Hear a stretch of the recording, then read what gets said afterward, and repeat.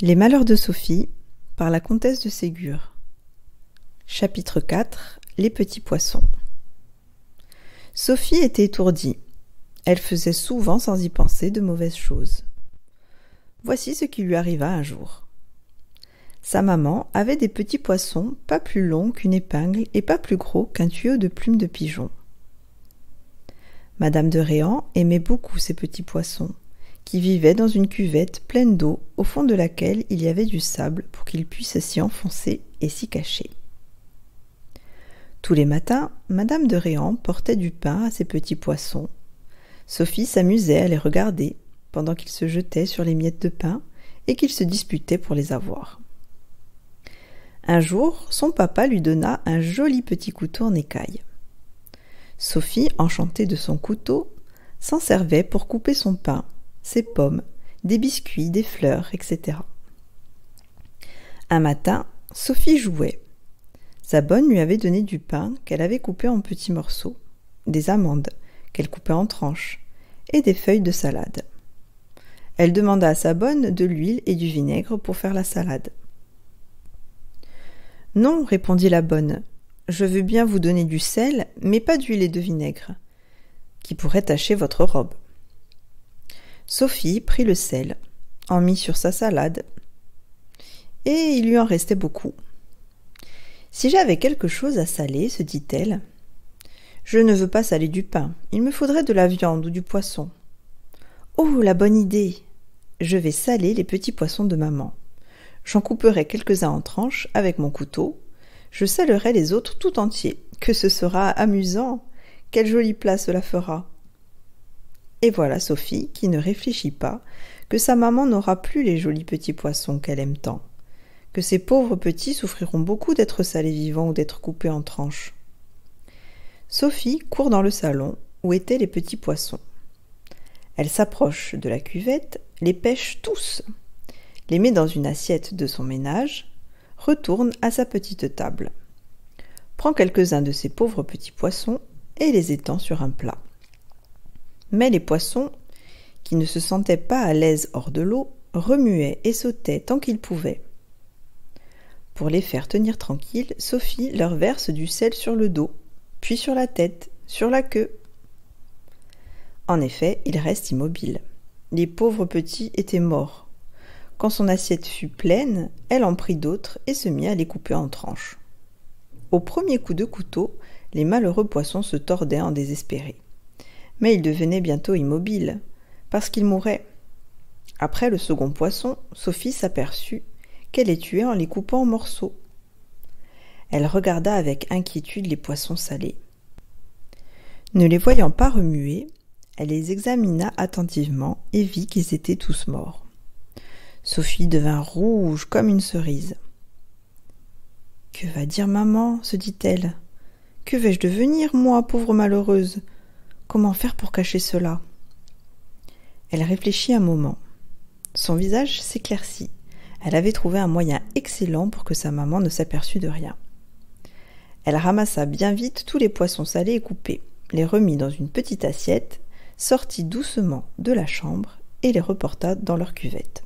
« Maman croira, dit-elle, qu'ils se sont battus, qu'ils se sont tous entre-déchirés et tués. Je vais essuyer mes assiettes, mon couteau et ôter mon sel. » Ma bonne n'a pas heureusement remarqué que j'avais été chercher les poissons.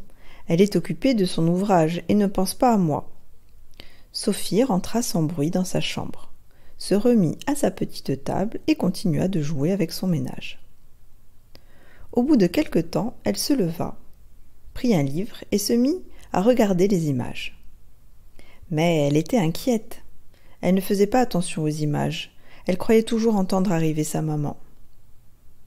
Tout d'un coup, Sophie tressaille, rougit. Elle entend la voix de Madame de Réan, qui appelait les domestiques. Elle entend parler haut, comme si elle grondait. Les domestiques vont et viennent.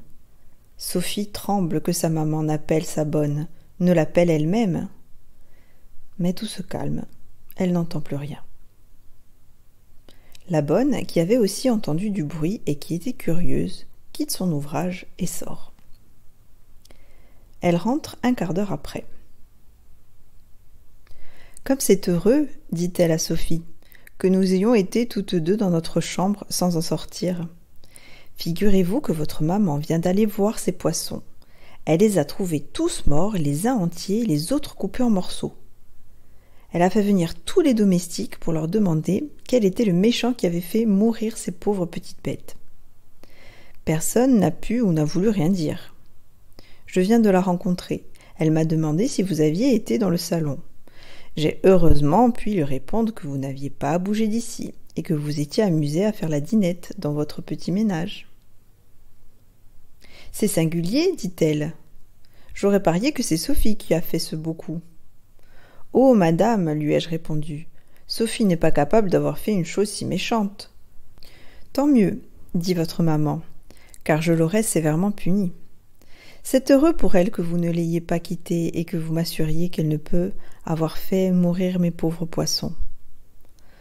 Oh, quant à cela, madame, j'en suis bien certaine, ai-je répondu. Sophie ne disait rien. Elle restait immobile et rouge, la tête baissée, les yeux pleins de larmes. Elle eut envie un instant d'avouer à sa bonne que c'était elle qui avait fait tout ça, mais le courage lui manqua. La bonne, la voyant triste, crut que c'était la mort des pauvres petits poissons qui l'affligeait. « J'étais bien sûre, dit-elle, que vous seriez triste comme votre maman du malheur arrivé à ces pauvres petites bêtes. Mais il faut se dire que ces poissons n'étaient pas heureux dans leur prison, car enfin cette cuvette était une prison pour eux. À présent que les voilà morts, ils ne souffrent plus. N'y pensez donc plus, et venez que je vous arrange pour aller au salon, on va bientôt dîner. » Sophie se laissa peigner, laver, sans dire mot. Elle entra au salon, sa maman y était. « Sophie, lui dit-elle, ta bonne t'a-t-elle raconté ce qui est arrivé à mes petits poissons ?» Sophie. « Oui, maman. » Madame de Réan. « Si ta bonne ne m'avait pas assuré que tu étais restée avec elle dans ta chambre depuis que tu m'as quittée, j'aurais pensé que c'est toi qui les as fait mourir. Tous les domestiques disent que ce n'est aucun d'eux. Mais je crois que le domestique Simon, qui était chargé de changer tous les matins l'eau et le sable de la cuvette, a voulu se débarrasser de cet ennui, et qu'il a tué mes pauvres petits poissons pour ne plus avoir à les soigner. Aussi, je le renverrai demain. » Sophie effrayée. « Oh maman, ce pauvre homme, que deviendra-t-il avec sa femme et ses enfants ?» Madame de Réan. « Tant pis pour lui. Il ne devait pas tuer mes petits poissons, qui ne lui avaient fait aucun mal, et qu'il a fait souffrir en les coupant en morceaux. » Sophie. « Mais ce n'est pas lui, maman, je vous assure que ce n'est pas lui. » Madame de Réan. « Comment sais-tu que ce n'est pas lui? Moi je crois que c'est lui, que ce ne peut être que lui, et dès demain je le ferai partir. » Sophie pleurant et joignant les mains. « Oh non, maman, ne le faites pas, c'est moi qui ai pris les petits poissons et qui les ai tués. » Madame de Réan, avec surprise. « Toi? Quelle folie! Toi qui aimais ces petits poissons? Tu ne les aurais pas fait souffrir et mourir, je vois bien que tu dis cela pour excuser Simon. » Sophie. « Non, maman, je vous assure que c'est moi. » Sophie. « Non, maman, je vous assure que c'est moi. » Sophie. « Non, maman, je vous assure que c'est moi. Oui, c'est moi. Je ne voulais pas les tuer, je voulais seulement les saler, et je croyais que le sel ne leur ferait pas de mal. Je ne croyais pas non plus que de les couper leur fit mal, parce qu'ils ne criaient pas. Mais quand je les ai vus morts, je les ai reportés dans leur cuvette, sans que ma bonne, qui travaillait, m'ait vu sortir ni rentrer. » Madame de Réan resta quelques instants si étonnée de l'aveu de Sophie qu'elle ne répondit pas. Sophie leva timidement les yeux et vit ceux de sa mère fixés sur elle, mais sans colère ni sévérité. « Sophie, dit enfin madame de Réan, si j'avais appris par hasard, c'est-à-dire par la permission de Dieu, qui punit toujours les méchants, ce que tu viens de me raconter, je t'aurais puni sans pitié et avec sévérité. Mais le bon sentiment qui t'a fait avouer ta faute pour excuser Simon te vaudra ton pardon. Je ne te ferai donc pas de reproches, car je suis bien sûre que tu sens combien tu as été cruel pour ces pauvres petits poissons en ne réfléchissant pas d'abord que le sel devait les tuer, ensuite qu'il est impossible de couper et de tuer n'importe quelle bête sans qu'elle souffre. Et voyant que Sophie pleurait, elle ajouta : « Ne pleure pas, Sophie, et n'oublie pas qu'avouer tes fautes, c'est de te les faire pardonner. » Sophie essuya ses yeux. Elle remercia sa maman, mais elle resta toute la journée un peu triste d'avoir causé la mort de ses petits amis les poissons.